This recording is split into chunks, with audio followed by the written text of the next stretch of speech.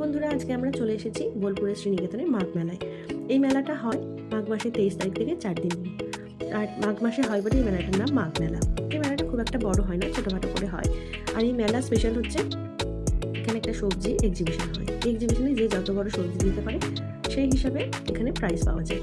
তো দেখতে পাচ্ছ কত সুন্দর সুন্দর বড় বড় সবজি এখানে বিভিন্ন জন প্রেজেন্ট করেছে। আর এই সবজির পাশাপাশি এখানে বিশ্বভারতীর ছেলে মেয়েদের হাতের কাজও এই এক্সিবিশনে দেখতে পাওয়া যায়।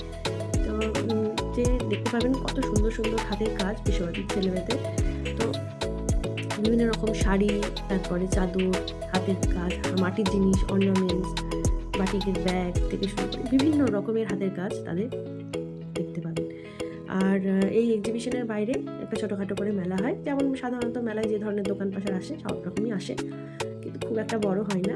তাই দু একটা করে সমস্ত রকম দোকানই এখানে বসে, যেমন হরেক মালের দোকান, চুড়ির দোকান, তারপরে বিভিন্ন খেলনার দোকান, ব্যাগের দোকান, খাবারের দোকান। আর তার পাশাপাশি যেটা এখানে আছে, তো এখানে হলো একটা ফেস্কো বলে জায়গা আছে, সেখানে প্রত্যেকটা দিন মানে মেলা 4 দিন আর কি বেশ ভালো ভালো প্রোগ্রাম হয়। ছেলে মেয়েদের বিভিন্ন কালচারাল প্রোগ্রাম হয় বিষয়টি, আর হয় বাউল। আর সেখানে একটা জায়গা আছে যেখানে খুব সুন্দর করে প্রত্যেক বছর এই মেলার আগে একটা আলপনা দেওয়া হয়। আলপনাটা এতটাই সুন্দর হয় যে আপনাদের দেখলে চোখ জুড়ে যাবে। তো আমি এই আলপনাটা দেখেছি, আপনারা ভিডিও শেষে দেখতে পাবেন। তো তার জন্য পুরো ভিডিওটা আপনাদেরকে দেখতে হবে। আর আমার চ্যানেলটি যদি এখনও পর্যন্ত সাবস্ক্রাইব করে না থাকে তাহলে চটপট গিয়ে সাবস্ক্রাইব করে দিন। আর যদি আমার ভিডিওটি ভালো লাগে তাহলে অবশ্যই লাইক করে দেবেন। আর আলপনাটা কেমন হয়েছে অবশ্যই কমেন্ট করে জানাবেন।